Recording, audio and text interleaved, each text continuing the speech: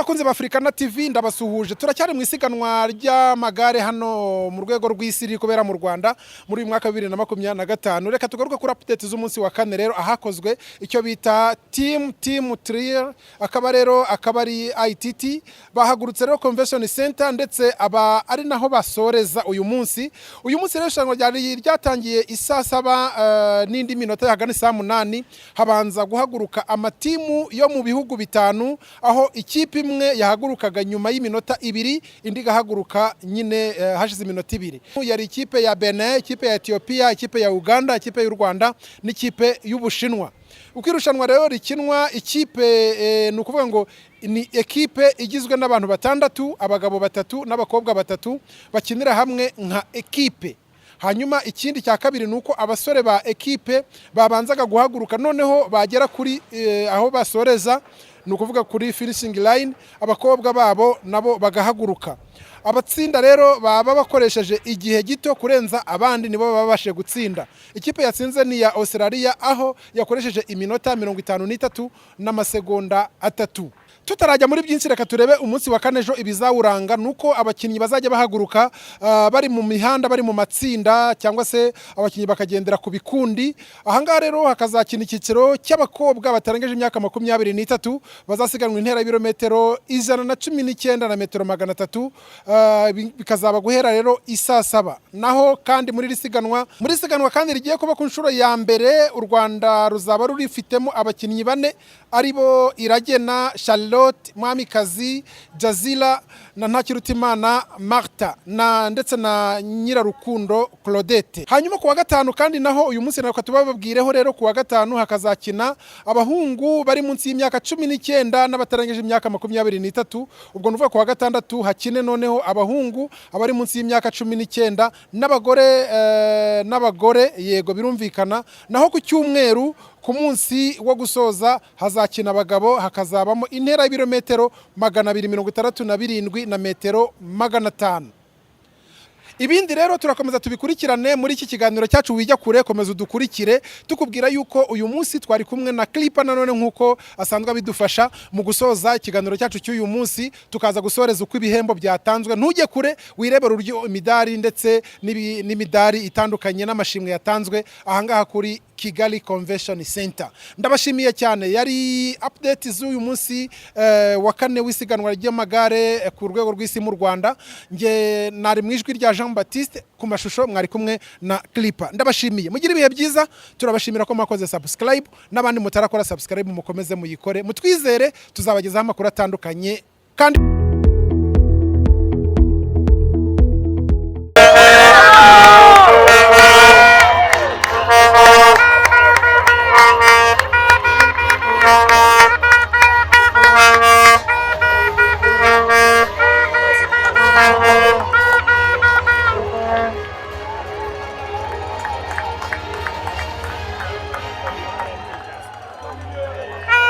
ceremony of the 2025 UCI Road World Championships Team Time Trial Mixed Relay. Cérémonie protocolaire des championnats du monde de route UCI 2025 contre la montre par équipe relais mixte.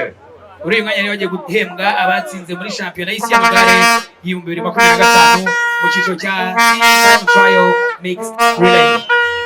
The medals and jerseys will be presented by Mr. David Lapartien, UCI President, and Mrs. Katharina Nash, Vice President UCI and President of the Athlete Commission.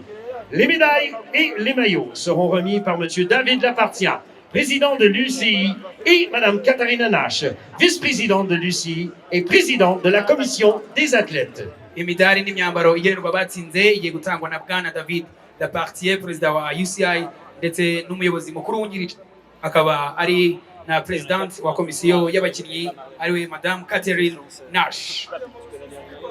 In third place and winners of the bronze medal representing Switzerland, à la 3e place et vainqueur de la médaille de bronze représentant la Suisse. Ku mwanya wa gatatu n'umudari w'umuringa yegukanguye n'igihugu cya Switzerland. Jan Christen, Kuhn, ensuite Yasmin Marlon Reusser et Noémie Roeg.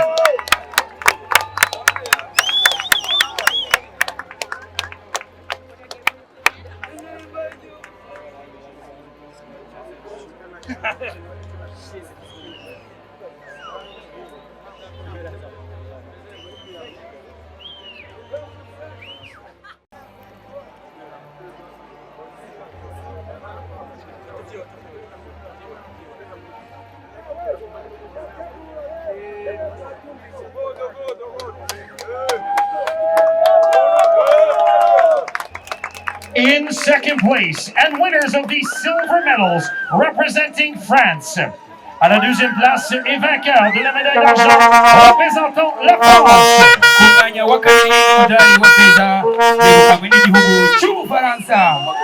Bruno Armillaille, Paul Sexas, Pavel Sivakov, Sandrine Kerbol, Juliette Leroux et Maëva Squiban.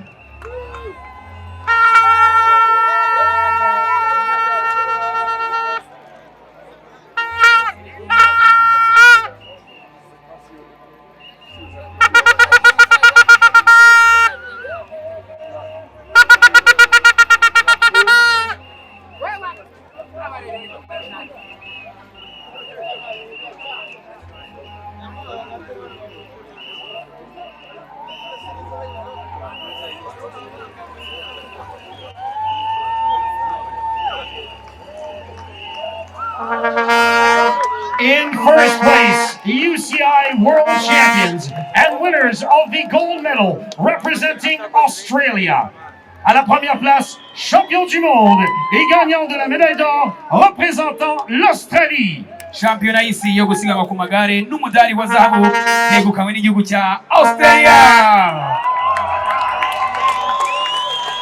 Michael Matthews, Lucas Plath, Jay Vine, Brody Chapman, Amanda Spratt, and Felicity Wilson Haffenden.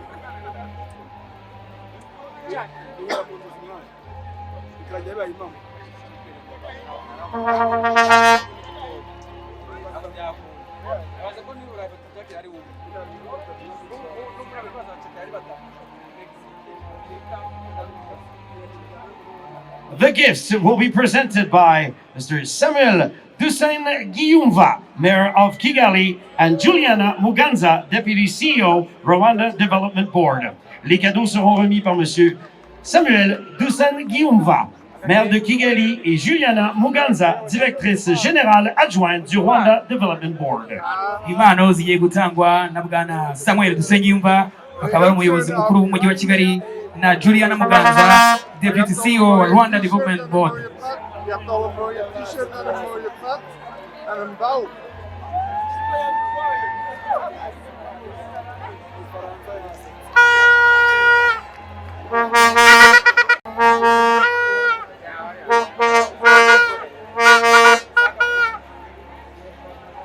The Tissot watch will be presented by Monsieur David Lapartien, UCI President, and Mrs. Katharina Nash, UCI Vice President and President of the Athletes Commission. La Montiso sera représentée par Madame Catherine Nash et Monsieur David Lapartien.